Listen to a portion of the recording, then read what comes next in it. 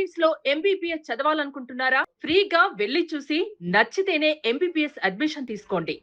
ముందు ఇక్కడికి విచ్చేసిన మీడియా మిత్రులందరికీ, మా కోర్ కమిటీ సభ్యులకి, అలాగే దీన్ని లైవ్లో వీక్షిస్తున్న మా ఎంటైర్ నందమూరి తారక రామారావు గారి అభిమానులకి పేరు పేరున ధన్యవాదాలు చెప్పుకుంటున్నాను. గత కొన్ని రోజులుగా ఒకటే పుకార్లు, వాస్తవాలు ఏంటో తెలియకుండా ఎవరికి నచ్చిందో వాళ్ళు రాసుకుంటూ వెళ్ళిపోతున్నారు. ఇందులో మా ప్రమేయం ఉందంటూ, ఇదేదో మేమే క్రియేట్ చేసాం, ఈ హైప్, ఈ బజ్ అంతా ఈ ప్రోగ్రామ్ కోసం అన్నట్టు రకరకాలుగా మాట్లాడుతూ వెళ్తున్నారు. ఈ క్రమంలో నేను ఫ్రంట్ ఫేస్గా ఆర్గనైజేషన్ని రిప్రజెంట్ చేస్తున్నాను కాబట్టి నా ఫేస్ని పెట్టి 100 కోట్ల మోసగాడి, ఫ్యాన్స్ డబ్బుల్ని కొల్లగొట్టిన దొంగ, ఈ ముఠాకి వీడే అధ్యక్షుడు, ఇలా ఎన్నో పలు మాటలు, పలు పదజాలాలు వాడుతూ విపరీతంగా కొన్ని మెయిన్ స్ట్రీమ్ మీడియాలు అలానే యూట్యూబ్ ఛానల్స్లో కూడా రాయడం జరిగింది. చూడండి, మేము చాలా చిన్నవాళ్ళం. ఒకటి ఏదన్నా ఒక పెద్ద మనిషి మా గురించి ఏమైనా రాశాడంటే వాటిని చూస్తేనే రాత్రులు నిద్ర పట్టనంత చిన్నవాళ్ళం. అలాంటిది వారం రోజులుగా నాకు ఒక కుటుంబం ఉంటుంది. నా వయసు 27 ఏళ్ళు. వాళ్ళు ఎంతో మంది ఎక్కడి నుంచో ఎన్ని చూస్తూ, ఎందుకంటే సోషల్ మీడియా కంటే గ్రామాల్లో ఫాస్ట్గా వెళ్ళేది మన ఎలక్ట్రానిక్ మీడియా, అలానే మన మెయిన్ స్ట్రీమ్ మీడియా. వాళ్ళందరూ నాకు ఫోన్లు, మెసేజ్లు, పెద్దవాళ్ళు ఉన్నారు, అమ్మమ్మలు, తాతయ్యలు ఉన్నారు, వాళ్ళకి చూసి ఆరోగ్యాలు పాటు చేసుకోవడం. ఈ వారం రోజులుగా నేను ఎంత కుంగిపోయాను, ఎంత డౌన్ అయ్యాను ఎవరికి తెలియదు, ఎవరికి చెప్పని కూడా చెప్పలేదు అక్కడ. అందుకే ఇలాంటిది ఒకటి జరిగిందని నేను చాలా లో లైట్లో, చాలా కామ్గా అప్డేట్స్ అన్ని కూడా మేము ఆర్గనైజేషన్ నుంచి ఇచ్చుకుంటూ సైలెంట్ అయ్యాం. ఏదన్నా 18వ తారీఖు మాట్లాడుకుందాం. అయినా మన మీడియా సోదరులు కొంతమంది మనం ఇక్కడే బయట కూడా నన్ను ఇంటర్వ్యూ చేయడం జరిగింది. నేను హ్యాండిల్ చేస్తున్న ప్రెషర్ని దృష్టిలో పెట్టుకొని నేనేదో 1-2 పదజాలాలు అటు ఇటు దొరులుంటే దయచేసి మా నందమూరి తారక రామారావు గారిని, అలాగే వారి అభిమానుల్ని కూడా క్షమాపణ కోరడం జరుగుతుంది. రెండోది పోతే మన మీడియా మిత్రులు కూడా ఎక్కడన్నా అన్కంఫర్టబుల్గా నేను చేస్తుంటే దయచేసి క్షమించండి. ఇది ఏది వాంటెడ్గా కాదు. ఈ వారం రోజుల్లో ఉప్పెను చూశాను నేను, కానీ ఎక్కడ వెనక్కి తగ్గేది లేదు. ఈ ప్రోగ్రాం జరగాల్సిందే, ఈ ఉరువాడ ఐడియా జనాల్లోకి వెళ్ళాల్సిందే.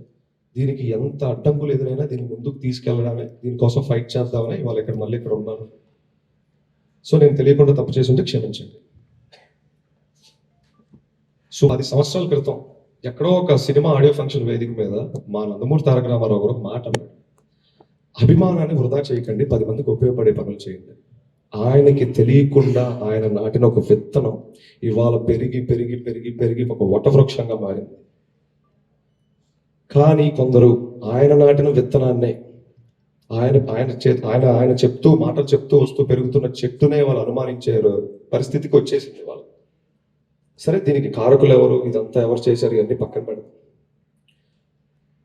సేవ అంటే ఇంతలోనే చేయాలి, అన్నదానమే చేయాలి, లేకపోతే రక్తదానమే చేయాలి, ఇంతవరకే చేయాలనేది ఎక్కడా లేదు. ఏ బైలాలో లేదు, ఎక్కడా లేదు మన భారతదేశం. సేవకు హద్దు లేదు, ఆకాశమే హద్దు అంటాను. కానీ అలాంటిది ఒకటి నేను అతిశయోక్తి అనుకోకుండా చెప్తాను, నందమూరి తారక రామారావు గారి అభిమానులు చేసినన్ని సేవా కార్యక్రమాలు ఈ రాష్ట్రంలో ఇంకెవ్వరూ చేయలేదు. ఇది కేవలం మా వ్యవస్థనే కాదు, అనేక సేవా కార్యక్రమాలు చేస్తున్న చిన్న చిన్న ఎన్జిఓలు ఉన్నాయి, సేవా సంస్థలు ఉన్నాయి, ఫ్యాన్స్ అసోసియేషన్ గ్రూప్స్ ఉన్నాయి. ఒకరికి పాపం ఇవన్నీ ఎలా రిజిస్టర్ చేసుకోవాలో తెలియదు అభిమానికి. మేము అభిమానుల ఆవేదన చూసాం ప్రతి ఊరు తిరిగినప్పుడు. జాగరేట్ పేరిట, అన్నా నేను ఇంత పోగొట్టుకున్నా, నేను అంత పోగొట్టుకున్నా, నేను ఇంత చేశా అంత చేశా. వాళ్ళకు ఒక అంబరిల్లా లాంటి ఆర్గనైజేషన్ కూడా వాళ్ళకి లేదు. ఎన్టీఆర్ ఆ అంబరిల్లా క్రియేట్ చేయడం కోసమే ఈ ఫైట్ అంతా. మా నందమూరి తారక రామారావు గారు తలదించుకునే పని కానీ, ఆయన అవమానించే పని కానీ, ఆయన పేరు పోగొట్టే పని కానీ కల్లో కూడా మేము దాన్ని ఆలోచించాం, ఆ పని చెయ్యం. తెలిసి తెలియక నేనన్నా, నేను ఈ వేదిక సాక్షిగా నీతో మాట్లాడదాం అనుకుంటున్నాను. ఎక్కడన్నా నిన్ను హట్ చేసినా, అగ్రెసివ్గా మాట్లాడనిపించినా దయచేసి నా వయసు ఒక్కసారి చూసినా క్షమించన్నా.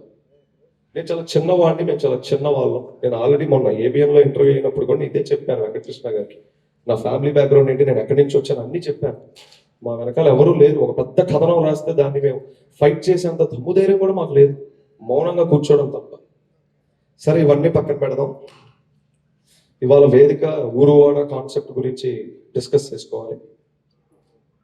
ఒక సినిమాకి ఎలా అయితే ఫస్ట్ హాఫ్ సెకండ్ హాఫ్ అని 2 భాగాలు ఉంటాయో, ఊరువాడ కార్యక్రమానికి 3 అడుగులు ఉంటాయి. మొదటి అడుగు సేవతో యువ జాగృతి. మన ఆంధ్ర రాష్ట్రంలో సుమారుగా 2500కు పైచిలుకు అండర్ గ్రాడ్యుయేషన్ కాలేజీలు ఉన్నాయి. అనగా BTech, degree, law, nursing, MBA, BBA, other than that polytechnic లాంటి కాలేజీలు కూడా ఉన్నాయి. మేము ఎంచుకున్న సెంటర్లో ఒక చిన్న డ్రైవ్ నిర్వహించి యాంటీ సోషల్ ఎలిమెంట్స్కి అగెనెస్ట్గా, అనగా డ్రగ్స్, ఇవన్నీ కూడా యాంటీ సోషల్ ఎలిమెంట్స్ కిందకే వస్తాయి కనుక వాటికి సంబంధించి ఒక సదస్సు నిర్వహిస్తాం. అంటే యాంటీ సోషల్ ఎలిమెంట్స్కి దూరంగా, సేవకి దగ్గరగా. ఇదే మా మొదటి అడుగు, సేవతో యువ జాగృతి. ఇన్ డీటెయిల్ దేని గురించి తెలుసుకోవాలంటే వన్స్ కార్యక్రమం మొదలైతే ఇన్ డీటెయిల్గా తెలుస్తుంది. నేను జస్ట్ ఒక ఐడియా చెప్తాను.